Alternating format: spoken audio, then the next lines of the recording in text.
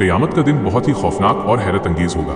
जब अल्लाह ताला सब इंसानों को मैदान हश्र में जमा करेगा तो फरिश्तों को हुक्म दिया जाएगा कि जहन्नुम को लाया जाए। जहन्नुम को लाया जाना और उसकी हैबत, हदीस में आता है कि उस दिन जहन्नुम को तकरीबन 5 अरब फरिश्ते खींच कर लाएंगे और हर फरिश्ते की ताकत इतनी होगी कि अगर वो एक बार चीख दे तो पूरी दुनिया के लोग उसकी आवाज से खत्म हो जाएं।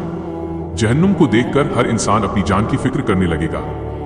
जहन्नुम का बोलना और उसकी भूख, हदीसों में यह भी जिक्र है कि जहन्नुम के पास कान, गर्दन और जुबान होगी और वो बोल भी सकेगी।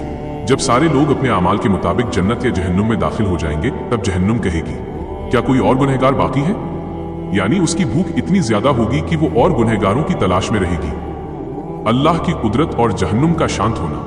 तब अल्लाह ताला अपनी कुदरत से अपना कदम मुबारक जहन्नुम में रखेगा जिससे वो ठंडी पड़ जाएगी और कहेगी, काफी है, काफी है।